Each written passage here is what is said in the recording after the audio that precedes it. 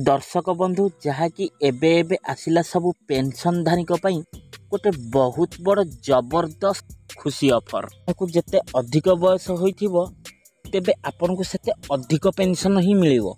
जदि आपण 7 टंका रखती ताहले आपन को मासकु मिलिवो 5000 टंकार पेंशन। तो दर्शक बंधु जदि आपण एही 7 टंका निवेश रे जदि 5000 टंकार पेंशन पाइबा पई चाहती यार लाभ सामग्री को उपकारिता मध्य मु आपण मानकु एही वीडियो रे कहि देबी। ताले दया करी आपण मानकु मोर अनुरोध वीडियोटा को शेष पर्यंत देखंतु। आ जदि प्रथम थर पई एबे ही वीडियो को देखुछंती वीडियो को गोटे लाइक कर दियंतु। आ ता संगे संगे मनुआ नन्ना मनी राइड चैनल को सब्सक्राइब करी पाखरे आसता घंटी बटन को ऑल रे दबाई नियंतु।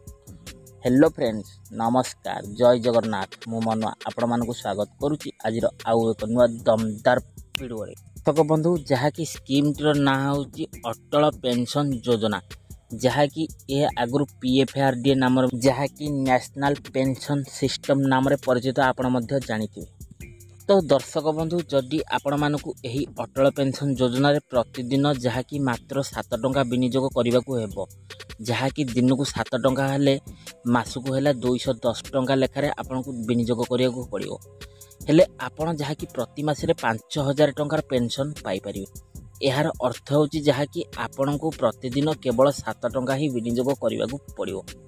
दर्शक बंधु जहाँकि यही अटल पेंशन योजना मुझे आपण मानक कही PFRDA द्वारा परिचालित जेहेतु यह एक सरकारी योजना तेणु एथिरे आपण चिंता करिवार कोनोसी आवश्यकता नाही। यही योजना रे सर्वनिम्न पेंशन मूल्य जहाँकि 1000 टंका आ सर्वाधिक जहाँकि आपण माने 5000 टंका प्रति मास रे नै परिबे एही जहाँकि अटल पेंशन योजना रे। तो दर्शक बंधु जदि आमे एही अटल पेंशन योजना रे जहाँकि बयस को देखिबा जहाँकि एथिरे बयस 18 रु 40 वर्ष बयस व्यक्ति एथिरे टंका विनियोग करिपारिबे। एही योजना अधीन रे जणे व्यक्ति जहाँकि 60 वर्ष पार हेबा परे जहाँकि मृत्यु पर्यंत जहाँकि से मासिक 5000 टंका लेखा पेंशन प्रति मासरे से पाई परिबो। जहाँकि बंचिथिबा पर्यंत मृत्यु जे पर्यंत न होई से पर्यंत से पाई परिबो। आंटी शुद्ध ओडिया रे कहिबाकू गले आपण को जेते बयस हबो तो आपण को सेते अधिक पेंशन मध्य मिलिबो। केवल सेतिकी नुहे जहाँकि पेंशन पाउथवा व्यक्तिंकर मृत्यु पर तांको पति किंबा पत्नी मध्य पेंशन पाइबे एही अटल पेंशन योजना रे सुविधा मध्य मिलुची। जहाँकि बार्धक्य रे बेसी फायदा देबा आपण मानक पई एही अटल पेंशन योजना स्कीम टी जहाँकि बार्धक्य बयस रे आपणक मुंडरू पेंशन पाई टेंशन पूरा पूरी उड़ी जीवो।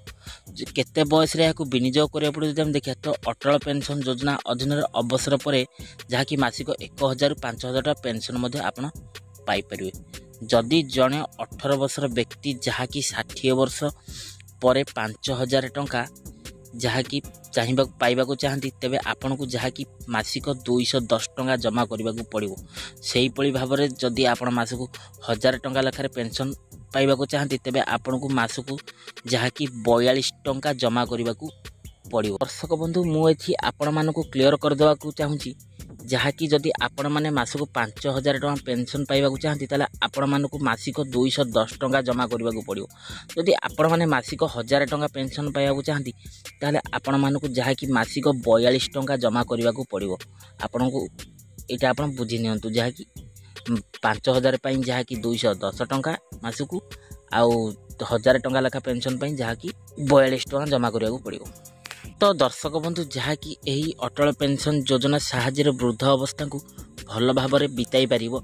यही अटल पेंशन योजना होची जहाँकि योजना पेंशन चिंता दूर करते अल्प अल्प आय करुवा लोकों पई यही अटल पेंशन योजना जहाँकि सबुठार बेस्ट बोली विवेचित करा जाउची समस्तों पई। तो दर्शक बंधु यही अटल पेंशन योजना को जदि हम देखिबा केबे जहाँकि करा जाइथला कि यही अटल पेंशन योजना 2015-16 रे शुभारंभ करा जाइथला जहाँकि 2022 रे टिकस काटा नियम लागू करा जाइथला। एथिरे आपण प्रति मासरे 5000 टका पेंशन पाइबारे एथिरे आपण खूब कम टंका विनियोग करिया पई पड़िबो।